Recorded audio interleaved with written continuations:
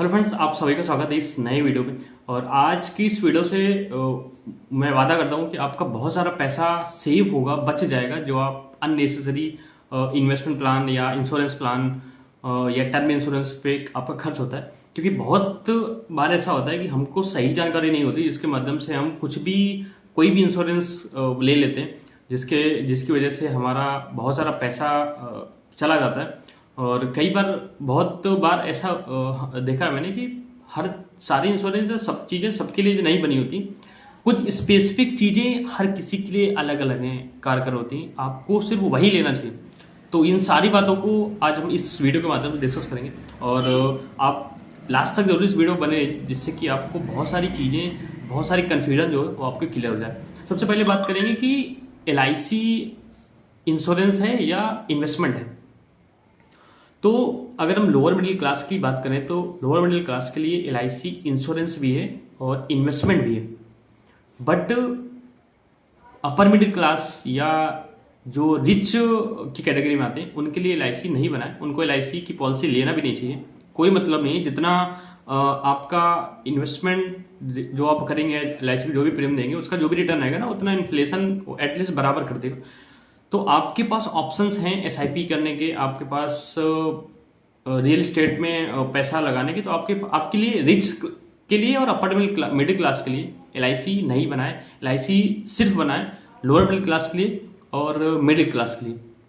Lower middle class में हमारे पास पैसा बहुत कम होता है, 10,000 20,000 हमारे पास इनकम, या 30,000 50,000 हमारे पास इनकम होती है, जिसकी वजह से हमारे पास पैसा नहीं होता है टर्म इंश्योरेंस को लेने के लिए। जिससे कि टर्म इंश्योरेंस अगर हम लेंगे तो हमको इंश्योरेंस या कवर तो अच्छा मिल जाएगा, बट पैसा रिटर्न नहीं मिलेगा। और आपके डेथ के चांसेस इंडिया के अंदर बहुत कम है, 0.001% होते हैं। इसलिए टर्म इंश्योरेंस मिडिल क्लास या लोअर मिडिल क्लास के लिए नहीं बनाए। इसलिए मैं स्ट्रांगली सजेस्ट करता हूं कि आप लाइफ इंश्योरेंस LIC ले लें और साथ में एक हेल्थ इंश्योरेंस पॉलिसी ले लें, जिससे कि आपकी फैमिली प्रोटेक्ट हो सके, आपके माइंड पर प्रेशर ना हो सके। क्योंकि आपके पास बहुत सारा पैसा नहीं है, आपके पास बहुत सारी सेविंग्स नहीं है, आपके पास इमरजेंसी फंड्स नहीं होगा, तो इन सब ना होने की वजह से आपकी फैमिली मेंबर है, आपको कभी कोई बीमारी आए तो एक हेल्थ इंश्योरेंस पॉलिसी आपकी हेल्प कर सके, या आप जो भी लाइफ इंश्योरेंस जमा कर रहे हैं वो भी कभी दुर्घटना हो किसी पॉलिसी होल्डर की, तो उसकी फैमिली प्रोटेक्ट हो सके, उसको पैसा मिल सके।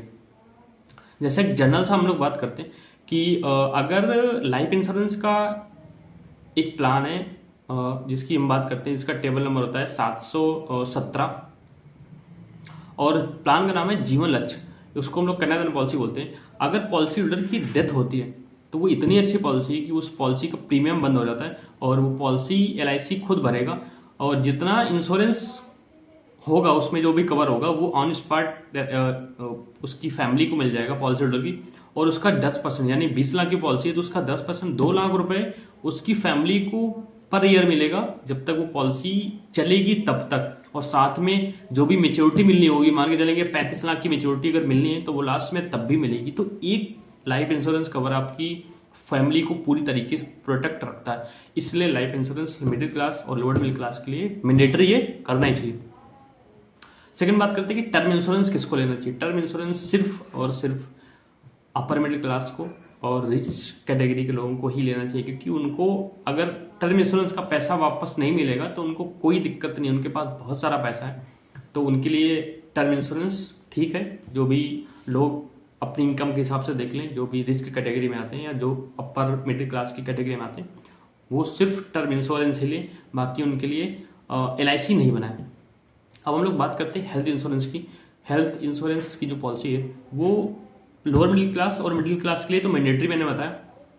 अभी जो अपर मिडिल क्लास है या रिच की कैटेगरी, उसके लिए हेल्थ इंश्योरेंस पॉलिसी लेना चाहिए या नहीं लेना चाहिए।